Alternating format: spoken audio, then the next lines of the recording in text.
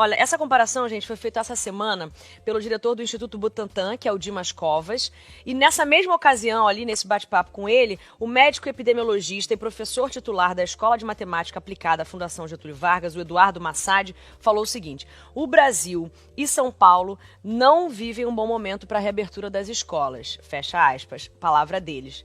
E aí, não bastou só falar isso, a gente foi mais a fundo. Por que não vive Por que não vive um bom momento? Explica pra gente o que a gente pode esperar dessa reabertura, dessa flexibilização e o que a gente pode fazer para se proteger, né? Que é o mais importante, porque essa flexibilização vai acabar acontecendo, como já está começando, mas vai aí tomar, com certeza, mais cedo ou mais tarde, o país todo. Vamos pro nosso sofá virtual? Não, antes aqui então os dados, né? Desculpa, antes de chamar os convidados. O panorama que a gente tem hoje é esse aqui, ó. Num levantamento aí do Eduardo Massad, que é isso que eu acabei de dizer, que trouxe essa fonte pra gente, 550 mil pessoas com o coronavírus. Isso aqui entre 0 e 19 anos, tá, gente? 370 mortes nessa faixa etária, de 0 a 19 anos. Então, esse é o panorama geral. A gente tem estimativas que ele fez com a reabertura, como ficaria, por exemplo, no primeiro dia. Aí, ó. Primeiro dia de reabertura. Ele elevou os casos a 7.400 e mortes 38. No 10º dia, a gente teria mais de 160 mil casos e 836 mortes. Fê, só lembrando, né, a gente fala 38 mortes no primeiro dia, não é que a criança vá para a escola e fatalmente vai morrer 38, não é isso. Depois do contágio, claro, né? Claro, enfim. Sendo o ponto de partida do primeiro dia, né? É isso, não que nesse dia vai acontecer isso, claro que não. E depois de 10 dias, 161 mil casos, 836 mortes e 15 dias, 300 mil casos, 1.558 mortes. Isso são, óbvio que, né, a gente não vai cravar nada aqui, são estimativas que ele trouxe pra gente poder ponderar e até pensar já nas questões que precisamos esclarecer.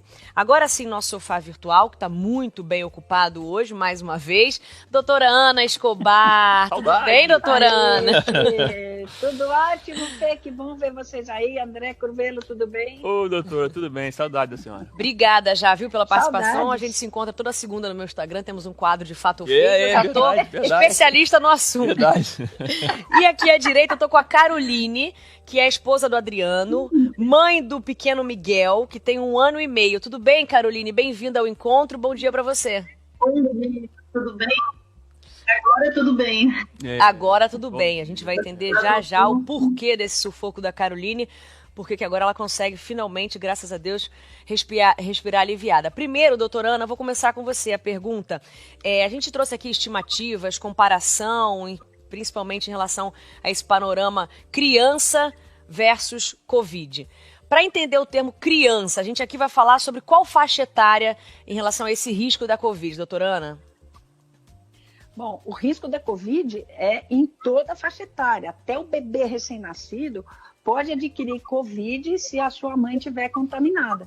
Então, o risco da Covid pode acontecer em todas as faixas etárias, tá? Tá, falando especificamente nas creches, que ontem a gente falou mais de escola, né, de adolescentes, estava até aqui com o nosso convidado que tinha 15 anos, o Kaique, ali de 0 a 4, 5 anos, que é a faixa etária que a gente vai focar hoje. Qual é a relação entre essas crianças e o coronavírus? Pega, não pega, é mito que é só vetor, sente o sintoma assim?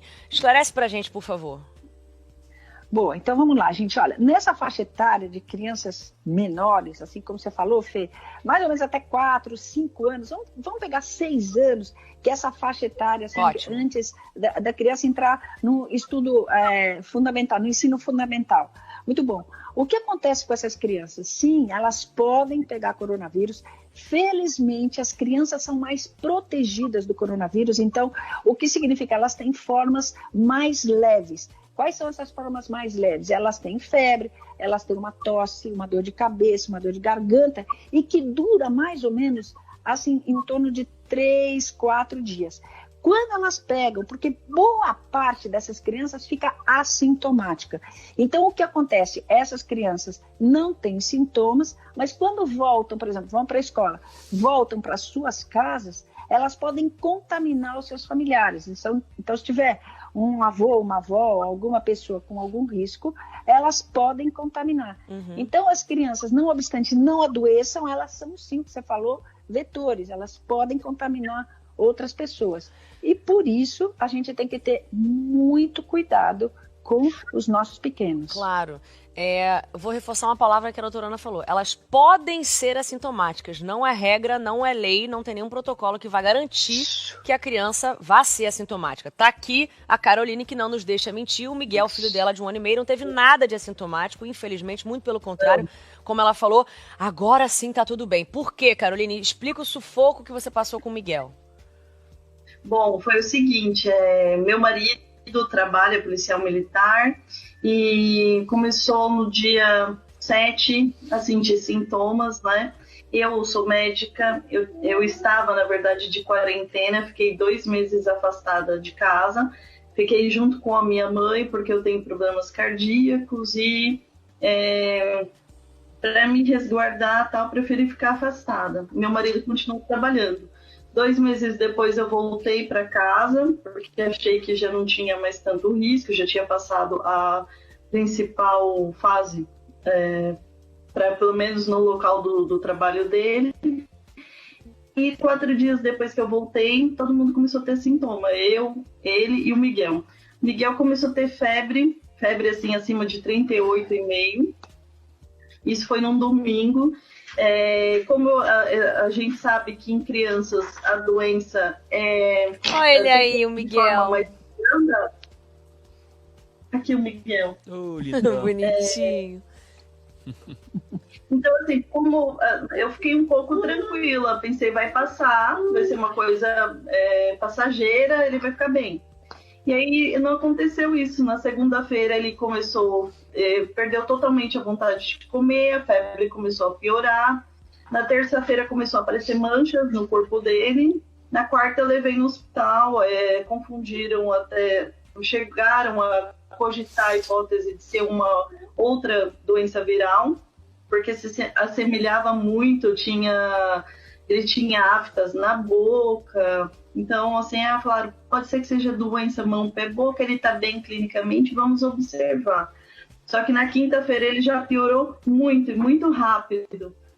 E aí eu levei em um outro hospital particular, os exames, foi realizado exames laboratoriais. Nesses exames ainda não existiam alterações significativas que a gente pensasse numa internação, algo do tipo, mas ele já estava bem comprometido. Na sexta-feira, quando eu levei ele para o hospital, eu falei para o meu marido, agora a gente tem que levar porque ele estava já muito mal. Ele já estava, assim, bem, que a gente fala, bem rebaixado, assim, sonolento, já não comia mesmo mais nada e a febre não baixava de jeito nenhum, era 39,5 direto, mesmo com qualquer medicação.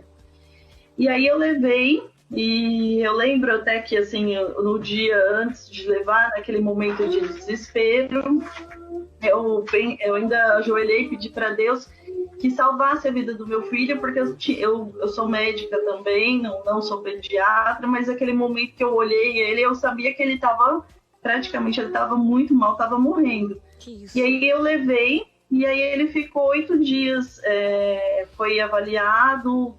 Graças a Deus que ele teve um suporte maravilhoso, uma equipe excelente, já veio a infectologista, a médica intensivista, e ele ficou 8 dias na UTI, ele já tinha comprometimento cardíaco, precisou de medicações de cuidados intensivos, ainda está fazendo o tratamento, mas graças a Deus agora se encontra bem.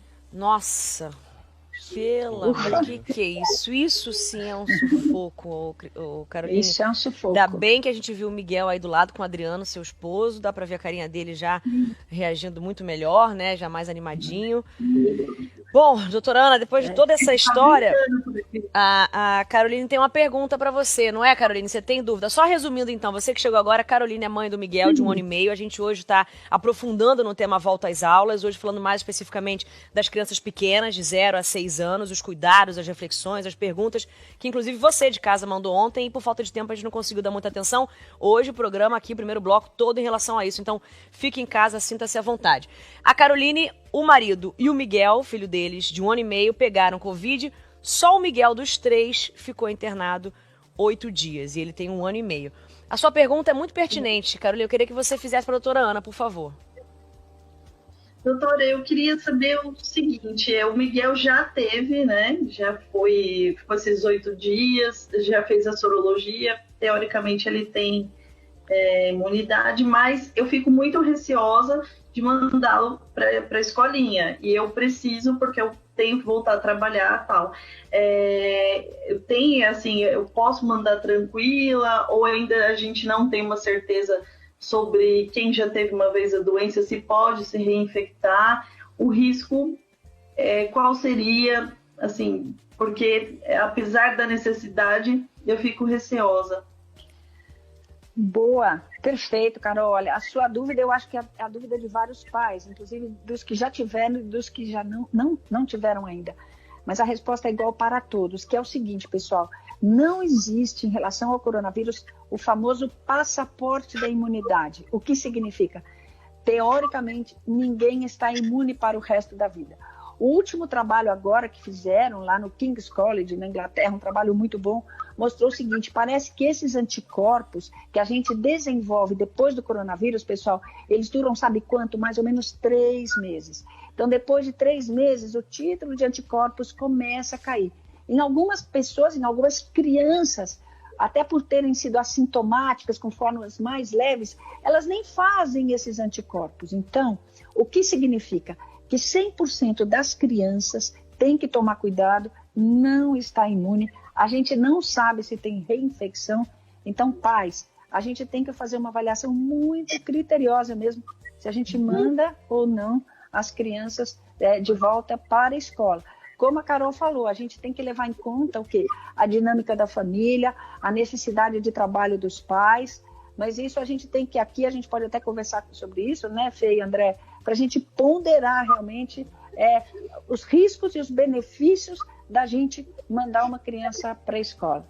Principalmente uma criança pequena. Pequena, sim. E outras dúvidas estão chegando aqui, ó, justamente para o nosso telão, ó, o Danilo. Sou técnico de segurança de uma instituição de ensino e gostaria de saber se, caso alguma criança apresente sintomas durante a aula, onde devemos colocá-la até que os pais venham buscar.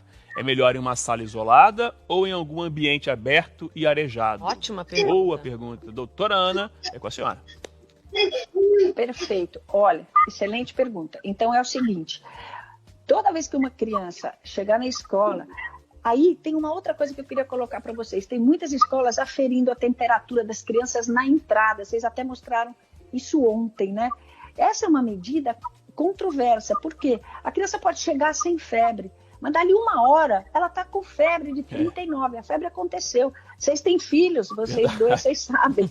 Isso é fato. Dali a 1 hora está com febre.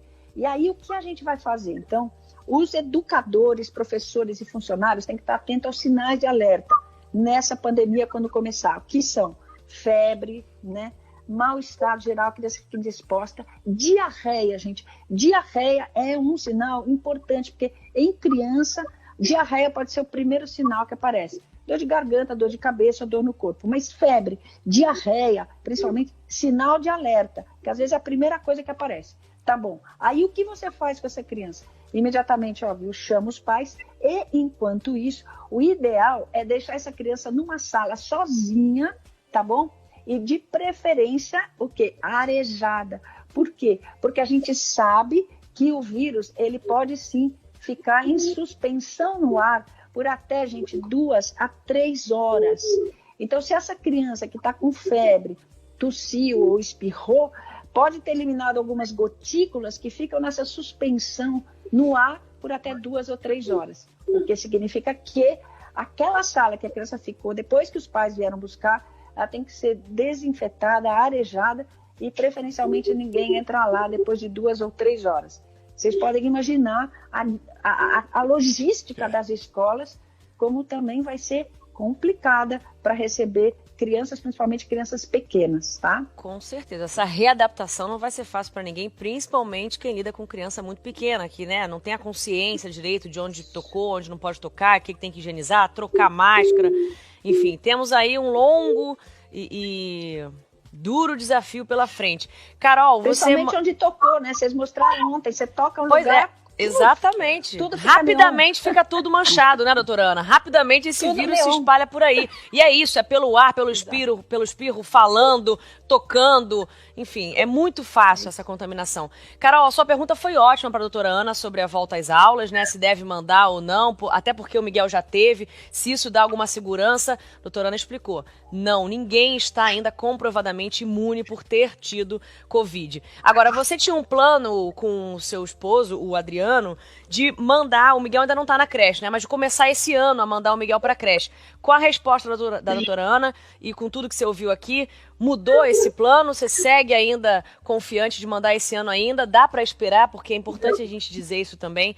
Nem todo mundo tem esse privilégio, né? Esse poder de escolha de só mandar ou não. Isso envolve muita coisa na família, envolve o trabalho da mãe, do pai, dos avós, a rotina do dia a dia. Às vezes tem que mandar não porque quer, mas é uma necessidade extrema. E com tudo isso aí, pensando na sua logística, no seu dia a dia, você manda ou não manda esse ano ainda, Carol? Não. Eu vou tentar, assim, o máximo que conseguir que ele permaneça em casa. Por mais que nós tenhamos a necessidade, né?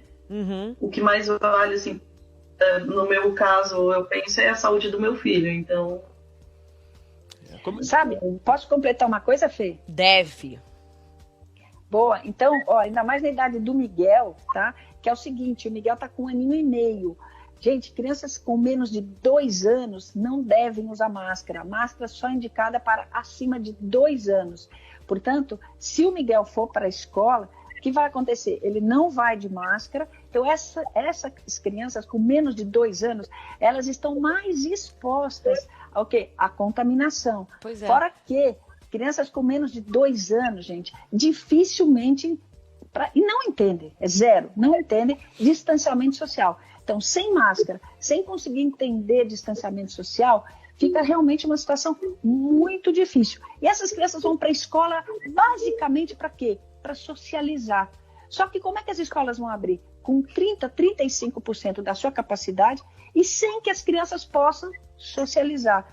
Então, né, Carol, eu acho que você e todas as mães com crianças com menos de 2 anos têm que rever a logística da família para ver se, de repente, não vale mais a pena ficar 14 dias bonitinho, fechadinho, chamar um avó e um avô, e aí a vovó e o vovô cuidam do pequeno enquanto os pais trabalham. Essa é uma possibilidade para criança com menos de 2 anos. De 2 a 6, que também não tem um conteúdo para aprender. Qual a idade do Gabriel, Fê? O Gabriel deve estar por aí, né? 4 anos, vai só para curtir. 4. É isso aí, vai só para curtir. Então, o Gabriel já tem que ficar de máscara, né? Ele já Gabriel tem que fica. ficar de máscara. Mas será que o Gabriel vai entender distanciamento social, né? Ainda mais A Antônia sociável e do a jeito que Clarice é, quer também, tocar, aprendi quer bater, ontem, quer curtir com os amigos. Não, vai ficar em casa quietinho um pouquinho.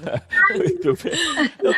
A A senhora Antônia e falou... a Clarice estão com que idade aí, André? Não, então, a Clarice tem 4 também. Então, a gente tem que estar conversando isso ontem. É muito difícil, né? Você ter noção de distanciamento, enfim. Não pegar o material do coleguinha. É muito difícil, né? Doutora, a senhora falou ontem, né, das imagens que a gente mostrou, e a gente mostrou justamente outros países, né, como é que estão retomando as aulas, né, durante a pandemia.